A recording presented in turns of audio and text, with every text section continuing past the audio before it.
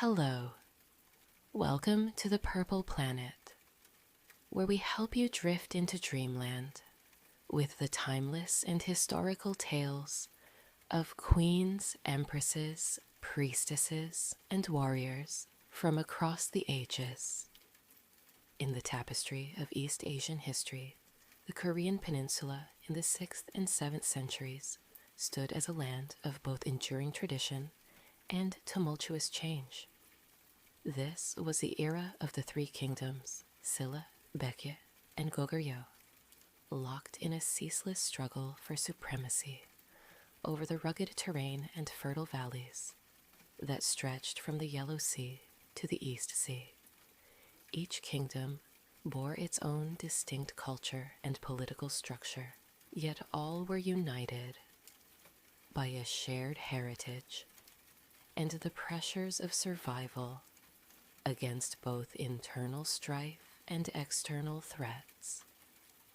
Silla, occupying the southeastern reaches of the peninsula, was often considered the least powerful of the three kingdoms in its early years, surrounded by the more militarily aggressive Goguryeo to the north and the culturally sophisticated Baekje to the southwest.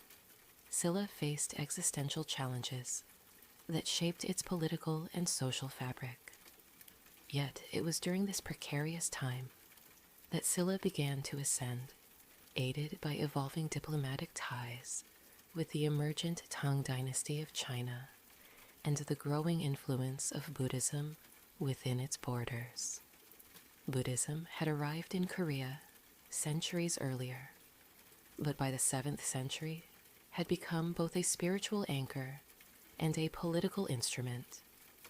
The Silla court embraced Buddhism not merely as faith, but as a legitimizing force for royal authority, intertwining religious symbolism with governance. Temples rose amid the hillsides, and Buddhist relics were enshrined as emblems of divine favor upon the kingdom. This blend of faith and power would prove crucial in the reign of one of Korea's most remarkable figures, Queen Seondeok, the first reigning queen of Silla, and one of the earliest female monarchs in East Asian history. Born into the royal house during the late 6th century, Seondeok was the daughter of King Jinpyong, a ruler who navigated the kingdom through both internal factionalism and external threats. Her early life was marked by the complexities of court politics and the rigid hierarchies of Silla society, where royal women, though respected, rarely wielded overt political power.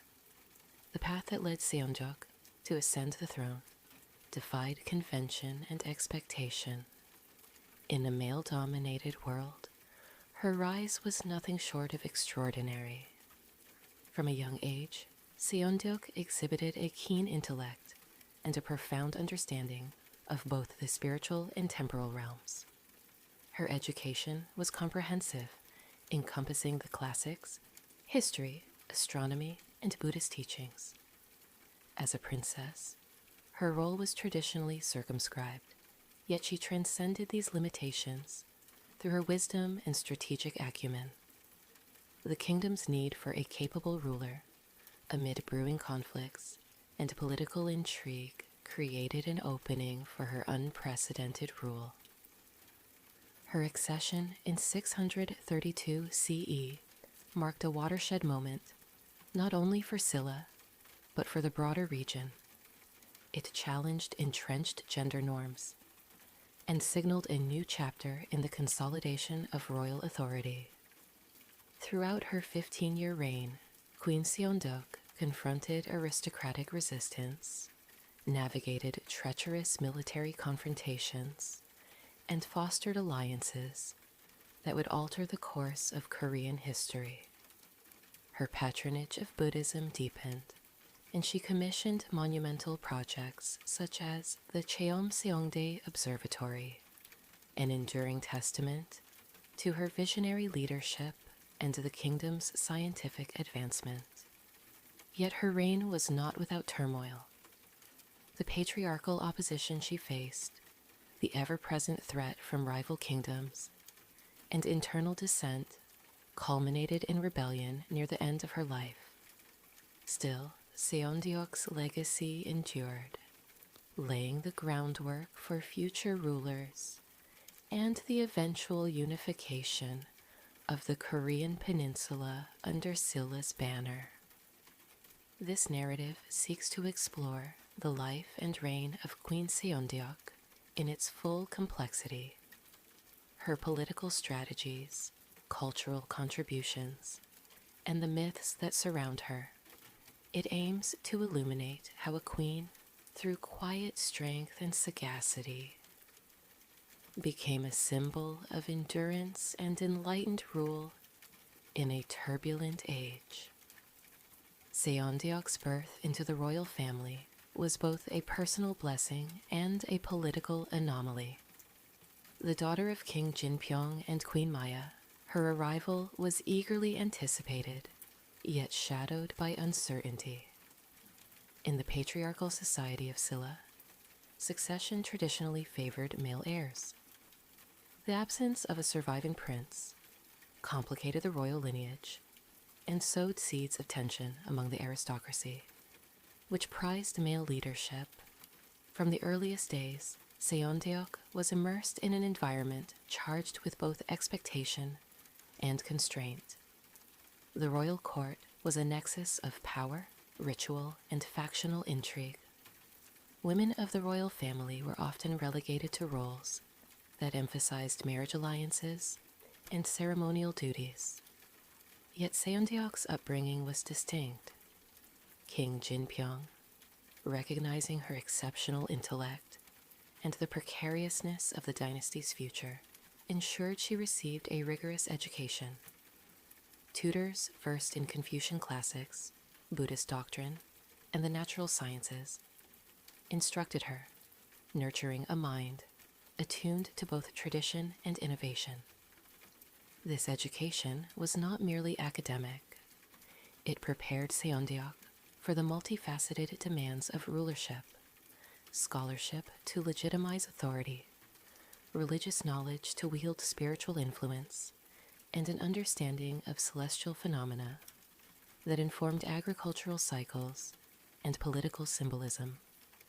Her early years were also marked by the cultivation of a keen sense of diplomacy, observing the shifting alliances and enmities that characterized the three kingdoms.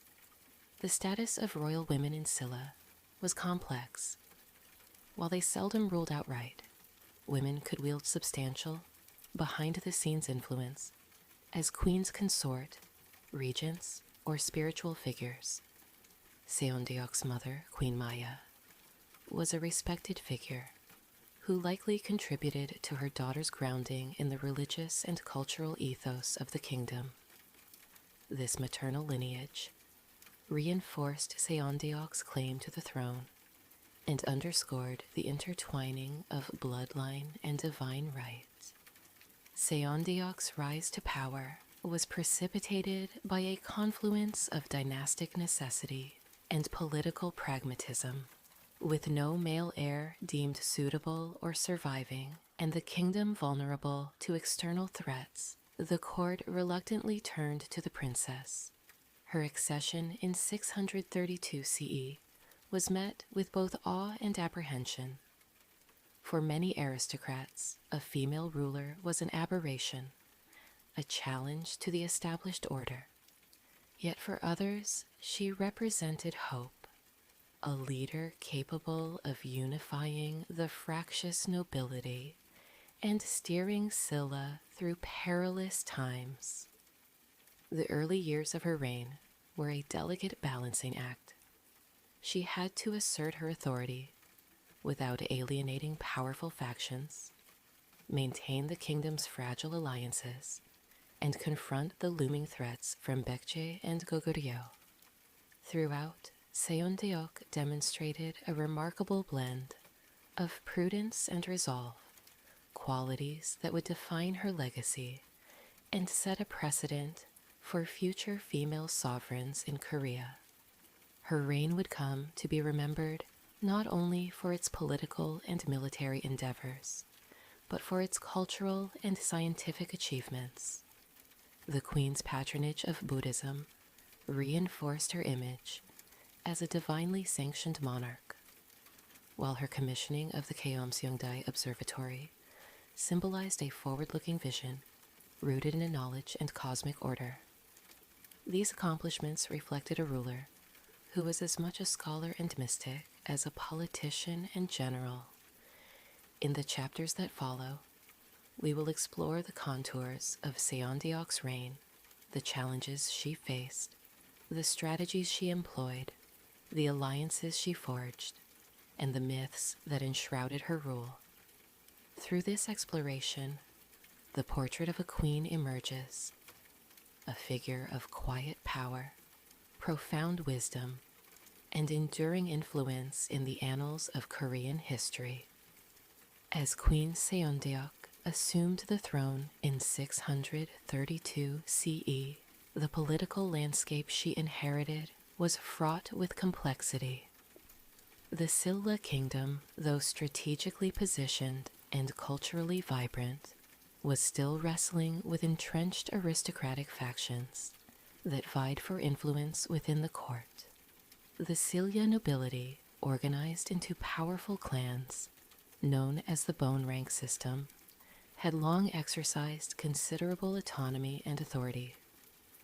Among these, the True Bone, Jingle, and Sacred Bone, Seongol classes, occupied the highest echelons of power, determining succession and governance. The queen herself belonged to the Sacred Bone class, the elite royal lineage, eligible for the throne, yet her gender disrupted the customary expectations of leadership. Resistance to her rule was both subtle and overt. Many aristocrats questioned the legitimacy of a female sovereign, a challenge that went beyond mere prejudice to the core of Silla's traditional values. Male nobles feared that a queen's reign might weaken the kingdom's military resolve or embolden rival factions. The court was a crucible of intrigue, with some factions advocating for a male regent or alternative claimant. Seondeok's first task was to consolidate her authority, a delicate process requiring political acumen and strategic alliances. Seondeok navigated these internal tensions with a combination of conciliatory gestures and calculated firmness. She appointed key officials from varied noble clans to high positions, balancing competing interests to avoid alienating powerful families. At the same time, she emphasized the sanctity of royal bloodline and divine mandate, utilizing Buddhist symbolism and ritual to reinforce her right to rule. The queen's patronage of Buddhist monks and temples was not merely an expression of faith, but a deliberate political strategy to establish moral authority and unify the court under a shared religious framework. Externally, the kingdom was surrounded by formidable adversaries. To the northwest lay Goguryeo, the largest and most militarily dominant of the three kingdoms, boasting vast territories that extended into Manchuria and northern Korea. To the southwest, Baekje was a culturally sophisticated and economically prosperous kingdom, with ambitions to expand its influence over the peninsula. Both kingdoms viewed Silla's relatively modest size and recent consolidation with suspicion and hostility. Throughout her reign, Seondeok faced repeated military incursions and threats. Baekje, under King Mu, sought to exploit Silla's perceived vulnerability, launching raids and attempting to fracture alliances. Goguryeo remained an ever-present menace, its armies frequently crossing into Silla's northern borders.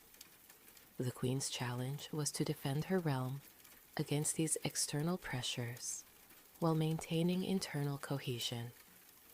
Diplomacy became a crucial tool in Seondeok's statecraft, recognizing the rising power of Tang China, which had unified much of northern China. Following the tumultuous Sui dynasty collapse, she pursued an alliance that would prove pivotal for Silla's survival and future expansion. In 647 CE, Silla formally established diplomatic ties with the Tang dynasty, sending envoys and tribute missions to the imperial court. This relationship not only provided a counterbalance to Baekje and Goguryeo, but also facilitated cultural exchange and the introduction of new technologies and ideas.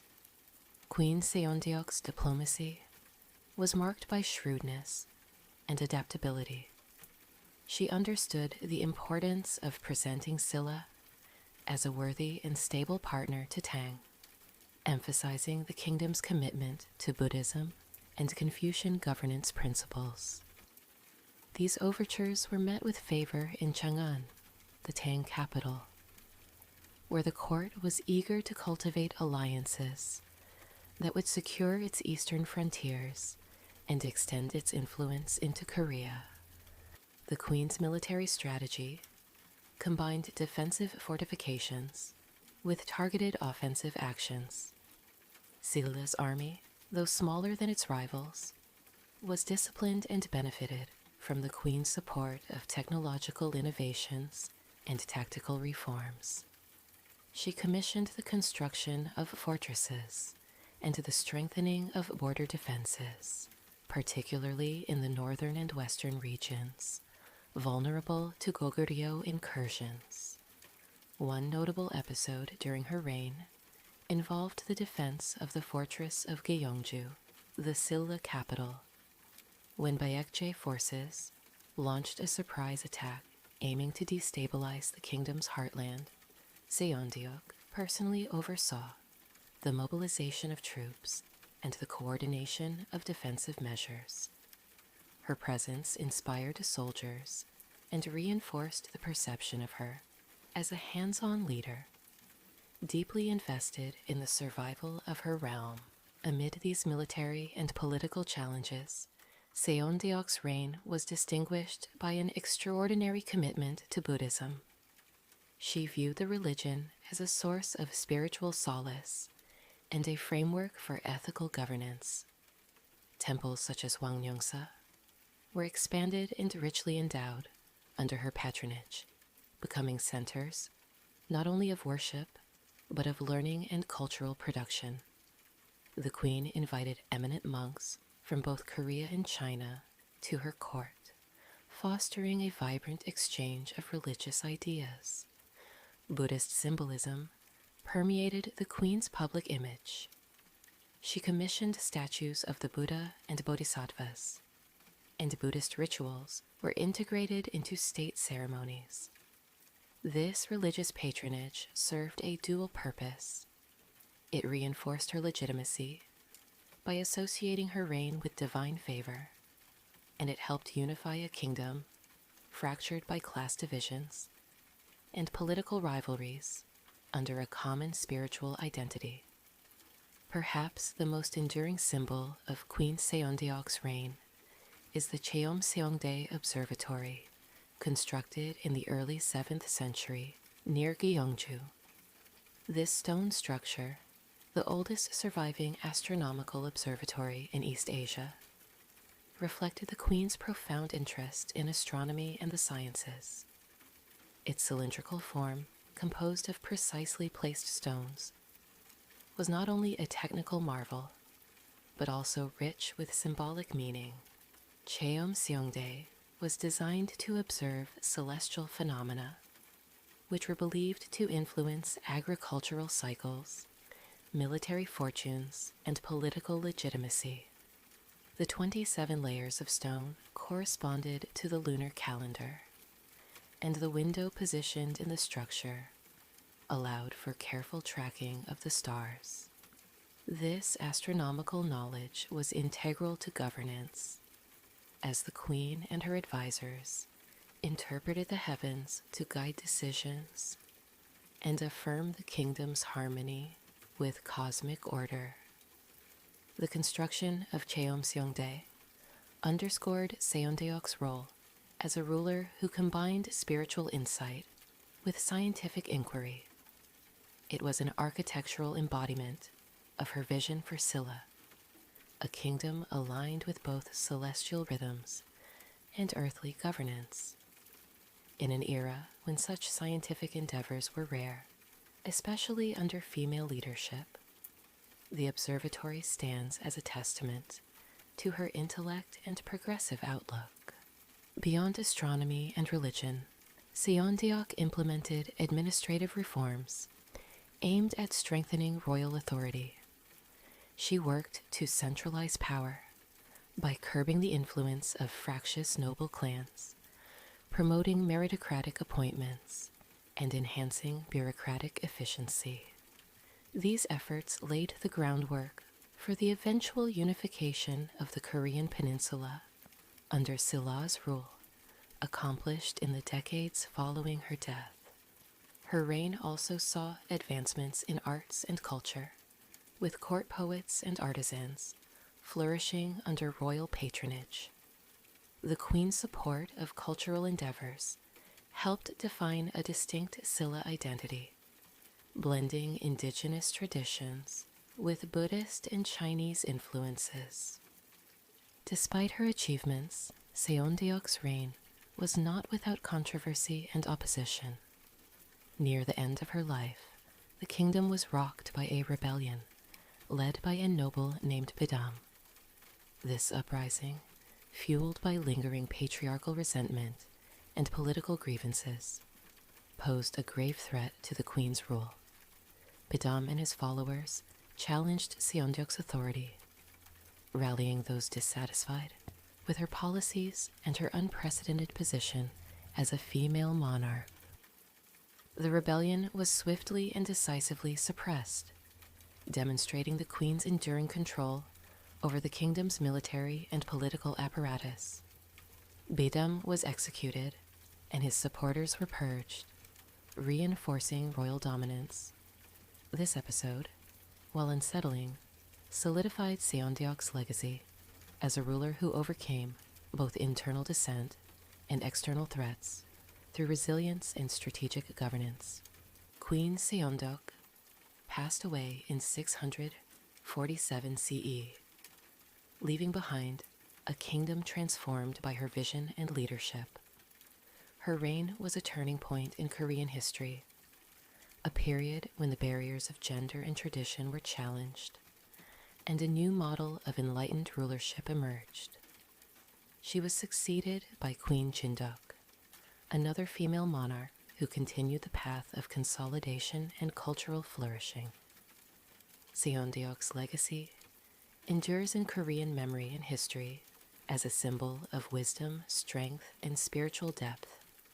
The legends and prophecies that grew around her, such as the tale of the peony flowers without scent, symbolizing her discernment, the story of the bell and the frog, emblematic of her prophetic insight, and the three prophecies, foretelling her reign, reflect the profound impact she had on her contemporaries and on posterity.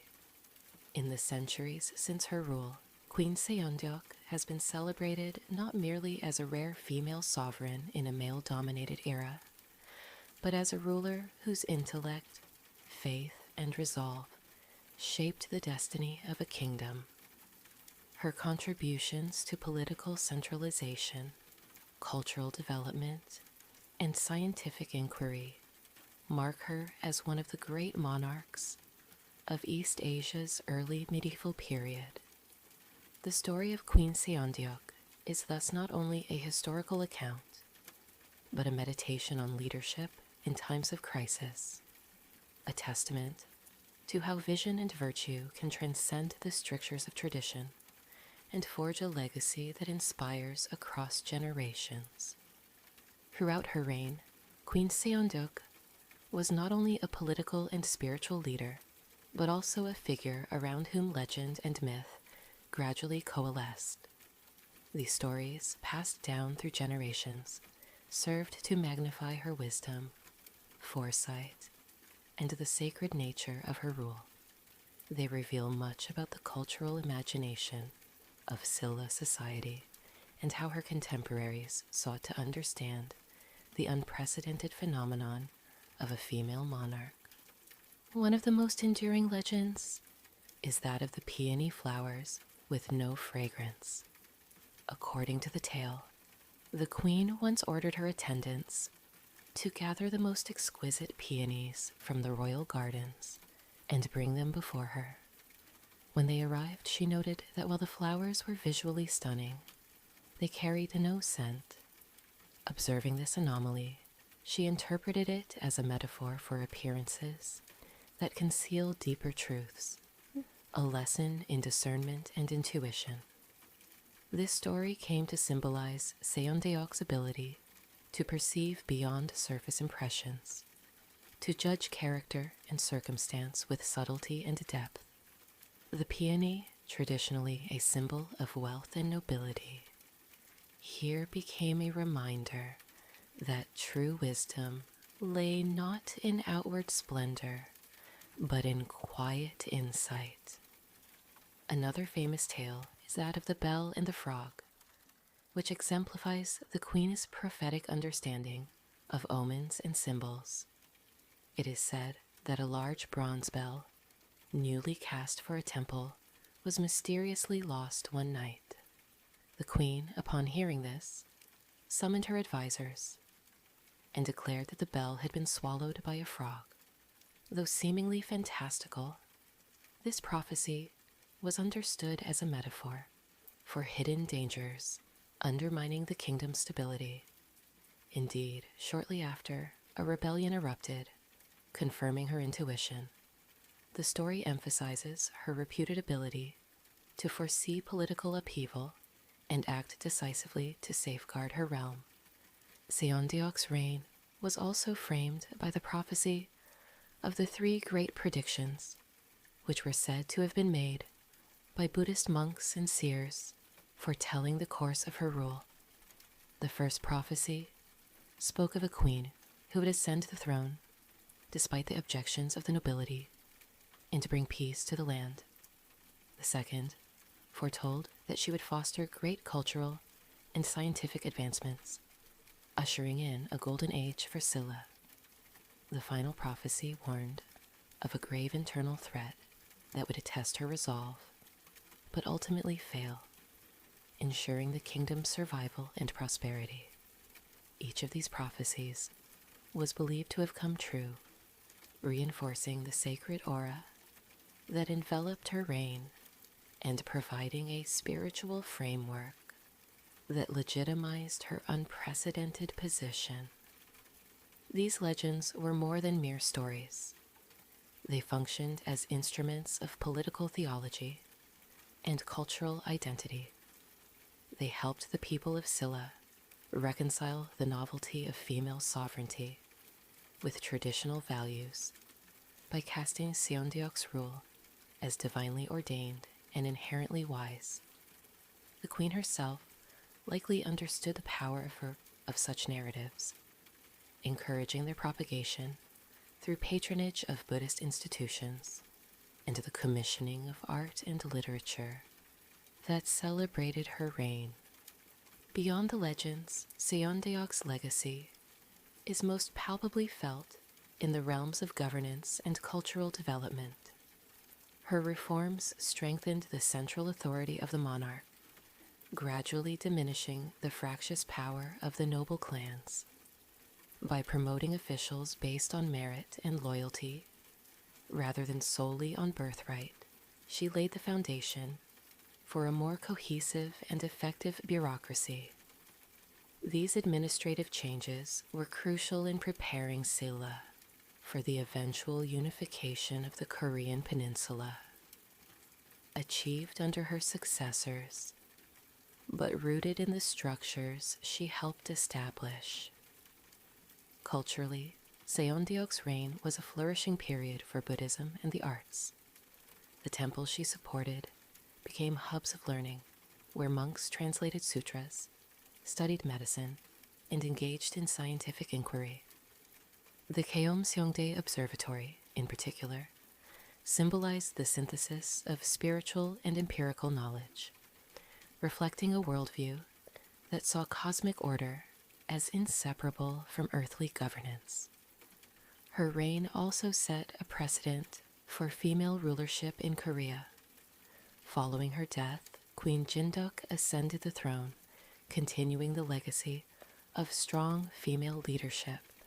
While female monarchs remained rare, the concept of women as sovereigns gained a measure of acceptance in Korean political culture, owing much to Seondeok's example.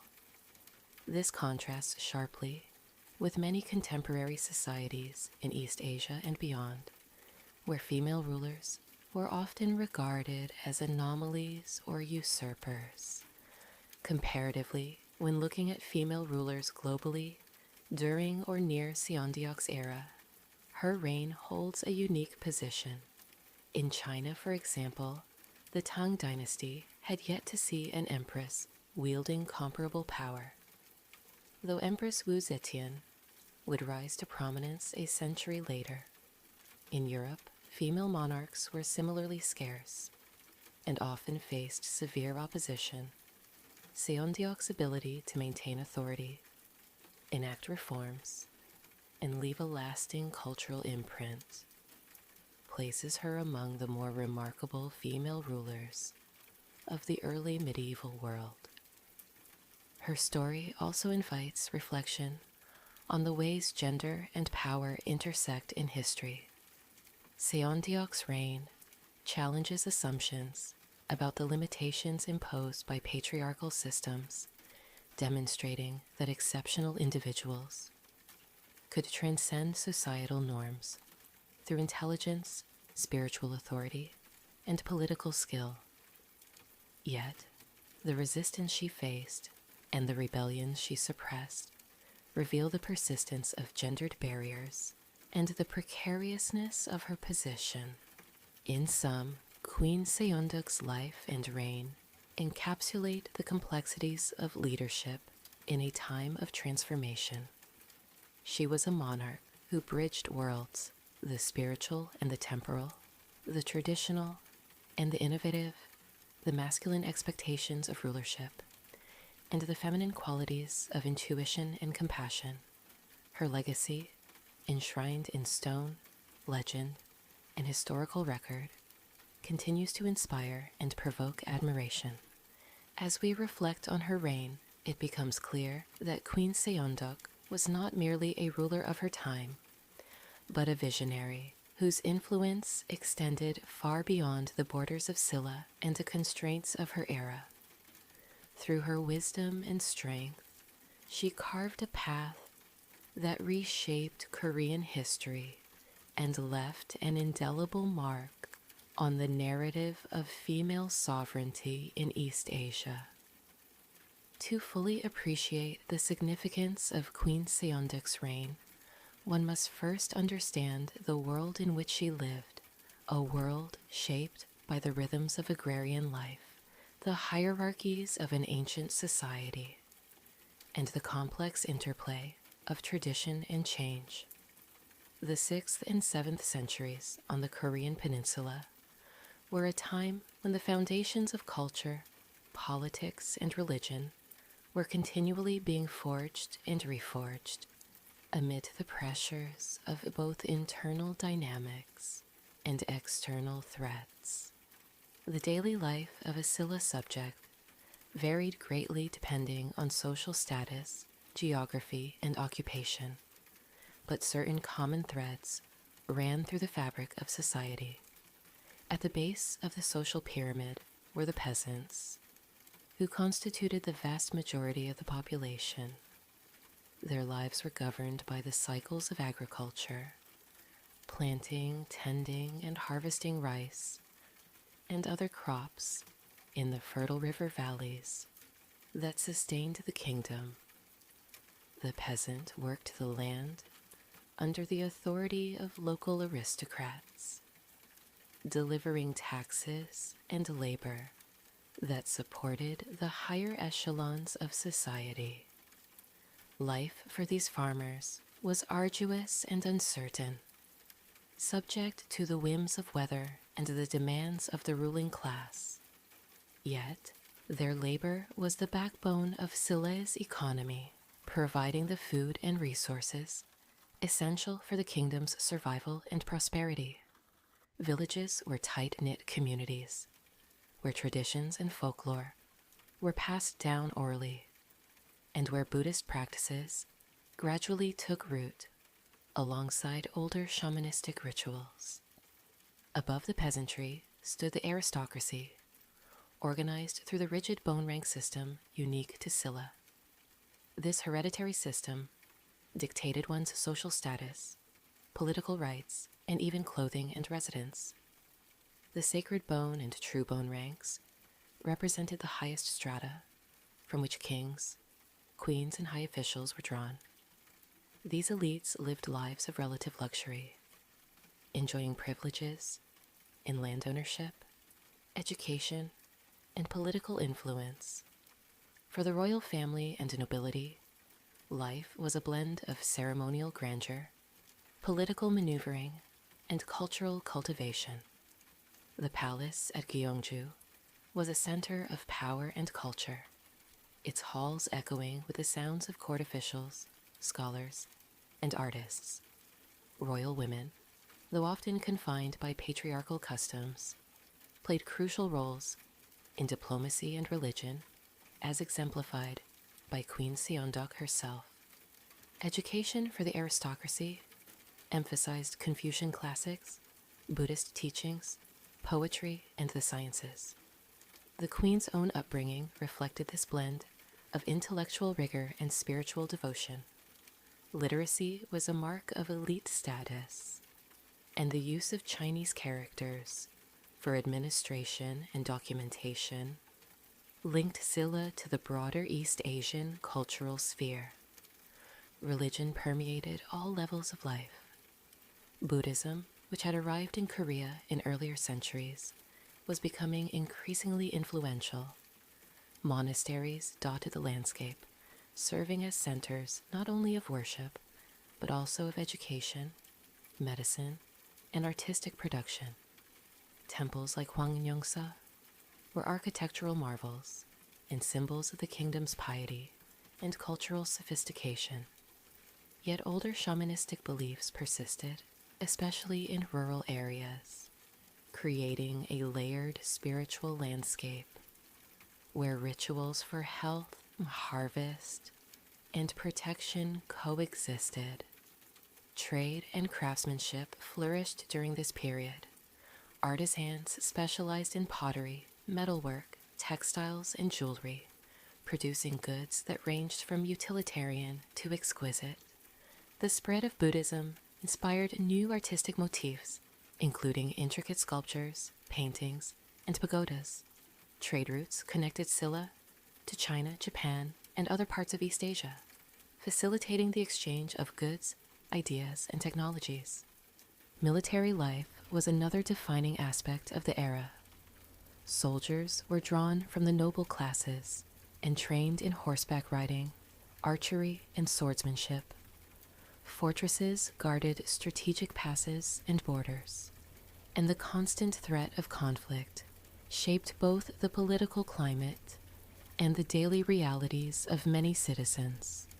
Military service was both a duty and a privilege, tied closely to one's social standing. Women's roles in society were multifaceted, but constrained by prevailing patriarchal norms. While most women managed household affairs and agricultural labor, royal and noble women could wield significant influence behind the scenes. Their marriages were often political alliances, and some, like Seondeok, transcended traditional roles to assume direct leadership.